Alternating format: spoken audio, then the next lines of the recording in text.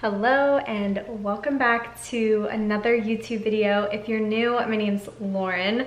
Today's video is actually a requested video and I got the idea from my original BREVILLE Barista Touch video where I unboxed it about a year ago, and someone commented saying that I should do an updated year later, pros, cons, how I basically figured out how to use the machine best correctly to pull the perfect espresso shot, and I feel like I truly have mastered it. I talk about it all the time in my vlogs, how I love my at-home coffee. This machine truly makes such a difference, and I have saved so much money over the past year not constantly going out to get Starbucks every day or going to different coffee shops. This has made such a difference. I look forward to my coffee at home over anything else. And I'm gonna share with you guys my tips and tricks to get the perfect espresso shot at home. And it took me a long time. So I have my machine behind me. I actually have the box right here from when I first purchased it, just to make moving easier on me and so I can keep my machine safe. But this is the machine that I have. It's the Touch edition. There's also a cheaper option. It's like a couple $100 cheaper that doesn't have the touch screen. If you're looking into getting this style machine, that is definitely a cheaper option. I don't necessarily think that you need the touchscreen part of it, but it does have a lot of characteristics that that machine doesn't have as well. But you guys can do your own research on that if you are contemplating getting one or the other. This is the one that I have. I love it.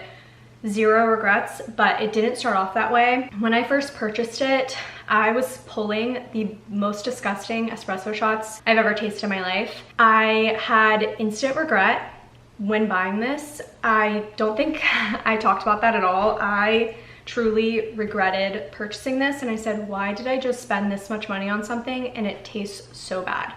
But what I did is I watched so many YouTube videos, went through so many different bags of coffee beans, and I'm gonna share with you guys my top tips for this machine, how to use it, my settings on the machine, and what to look for when pulling the espresso shot. There are also other videos that I've seen where people have purchased other little things to try and help make the perfect espresso shot. I personally don't feel like all those things are necessary, but if you want to go out and purchase those things, you totally can. I just chose not to, and I feel like my espresso shot is just as good. So I'm gonna walk you through my cons of the machine first.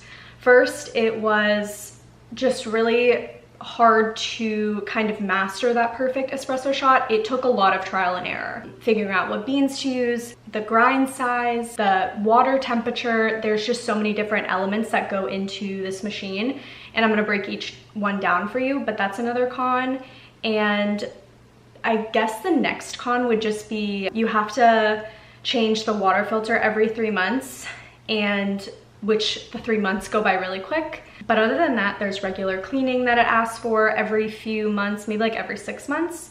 You have to clean it, so you do have to buy those little extra things for the machine. But I'll link where I get them. I buy the water filters from Williams-Sonoma because it's my biggest nightmare to order off of Amazon and have it not be the correct one, have it mess with my machine. So I just go straight to the source, which is Williams-Sonoma. So I buy my water filters there, my cleaning tablets, other little extra things that you need for the machine, but it all comes with a general ready to go kit when you purchase it. So the pros are perfect espresso shot that I'm pulling. I've gotten down the grind size, I've gotten down the water temperature. It pulls a beautiful espresso shot.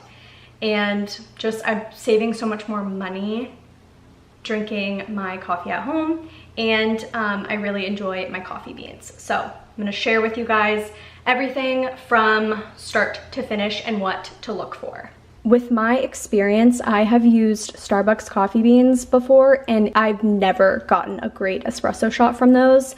I always find it's best to use coffee beans that are roasted pretty close to the date that you're using them. I wouldn't use beans that have been roasted 2 months past the roast date, you want the beans to be pretty fresh and you want to try and keep them fresh. So I'm using the La Colombe Winter Toast blend. It's a medium roast.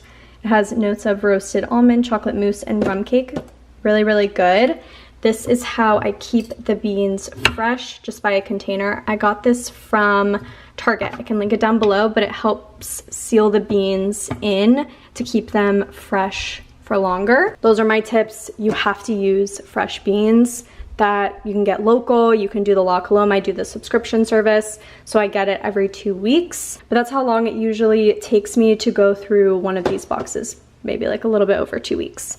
So I'm gonna walk you through my settings in the machine.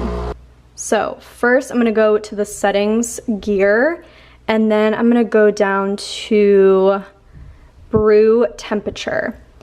I have it set at ideal. I believe it comes at a different setting, but make sure the brew temperature is set to ideal.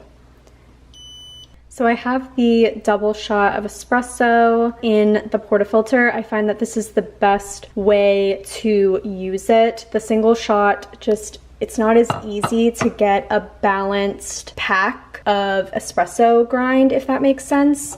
So just wanted to point that out. I have the grind amount set to 15 seconds. I find that that's a perfect amount of ground espresso.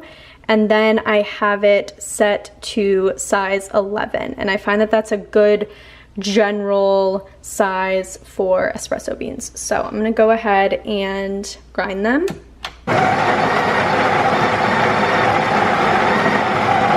Okay, I also use these towels for my coffee. You'll understand why in a second, but I get them from like Home Depot in a huge pack, and they just make the cleanup process really easy. So you'll notice that there's a lot of ground coffee that's kind of overflowing the portafilter a little bit. You want all of the ground coffee, and this is where a scale would come into play, but I just don't feel the need to have one. So I kind of cup my hand behind it to get all of that fallout. I put it on here and I sprinkle it on top. It's okay if not all of it gets in there. I try and scoop as much of the coffee beans into here as possible. You want all of this. I know a lot of people, I see them knock it off, and there's just not enough ground espresso in the portafilter to pull a good shot. So you have to have enough of the ground espresso in here as well. So that's another key thing. Okay, so you want all of that extra. I always try to make sure I get an even press for it, and you don't want to use too much pressure or too light pressure. That is just trial and error. So just make sure it's pretty even, not too firm a pressure, not too light, to where it's packed pretty perfectly like that. So you want to make sure when the espresso is coming out, it's coming out between 7 and 9 seconds after you press brew. And it does have a little countdown on the machine, so it will tell you when it's coming out and you'll see it. So you don't want it to come out too quickly, and you don't want it to come out too slow, because it's going to be sour or it's going to be bitter. And you want it to be a beautiful pour. So this is what the coffee coming out is supposed to look like. It's supposed to be a solid stream coming out of the machine, and you'll see here the beautiful foam on top of the espresso shot. So you don't want it to come out too quickly and too watery, and you don't want it to come out too slow. So I think this is the perfect espresso shot. That is exactly how it's supposed to come out to achieve this perfect espresso shot. There are so many different things that go into this machine and pulling the perfect espresso shot. So I really hope these tips and tricks that I mentioned and my little walkthrough process of how I get my perfect at-home espresso using the BREVILLE Barista Touch helped you in any way, I will link this machine down below. It's actually on sale right now at Williams-Sonoma. And also I'll link the couple $100 cheaper option, the BREVILLE Barista Express at Williams-Sonoma as well. And I believe that machine is on sale too. So if you're interested in getting it for yourself, a family member, for the household, for the holiday season, definitely check it out because they don't always do sales on this machine. So I hope you guys enjoyed this video. If you have any additional questions, definitely leave them in the comments down below. Go ahead and give this video a thumbs up. It really helps support my channel, and I will see you guys in my next video. Bye.